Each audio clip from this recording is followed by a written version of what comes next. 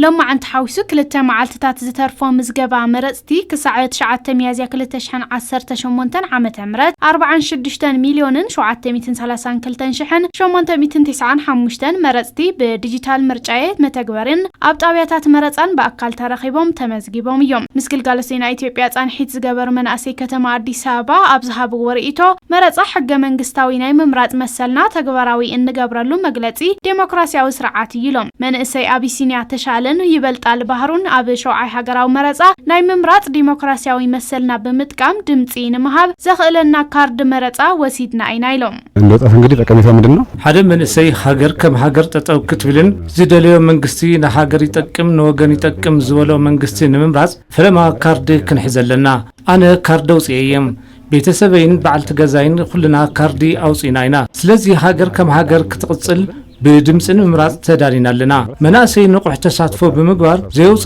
كارد كوص زوص دما ناي وعلو دمسي بدمسون كمرص يمعد ያው ታደም የራሱን ድምጽ በድምጹ እንዲመርጥ እመክራለሁ ምርጫ ያንደኛ ተቀሜታው ይሆነኛል ይበጅ አመረጻ ሓደ ረብሑ ይኾንን እዩ የገልግለን እዩ ንዓይ ወኪሉ ክሳተፈለ እዩ ዝብል ነገር ንምምራጽ እዩ ኣነ ካርድ ወሲደየ ሰዓትን ትበጽሕ ይኾነን ዝብሎ ሰብ ክመርጽ እየ ዝኾነ ይኹን ሰብ ግዜኡ ክጥቀመሉ ማለት እውን ብእዋኑ ካርድ መረጹ ወሲዱ ኣመረጻ ክሳተፈለዎ ካርድ ወስዶ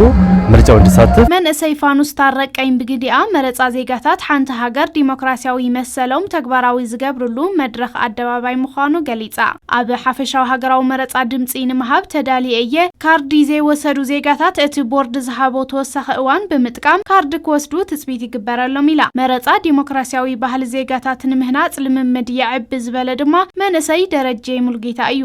ያለ ምርጫ ሃገር አትመራ ብዘይ መረጻ ሃገር አይትመረሐን እዚ ናይ ዜግነት ጉቡና እዩ ከመንሰይ ሁሉ ብጉቡ ካርድ ወሲዱ ክመረጽ ኣለዎ በእኹል ኩነታት መረጻን መምራጽ ተዳሊና ኣለና ለግንቦት 24 ተዘጋጅተናል ምርጫ ለሁሉም ጠቃሚ ነው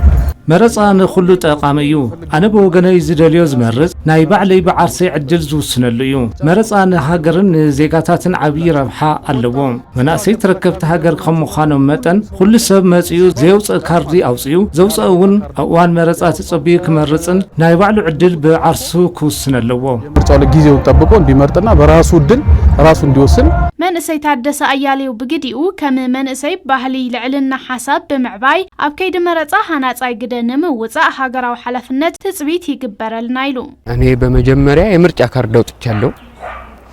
በአካባቢ በሚገኘው የምርጫ ጣቢያ አነ ካርዲ አውጽየለኹ ኣብ ከባቢዬ ካብ ዝርከቡ ጣቢያ መረጻ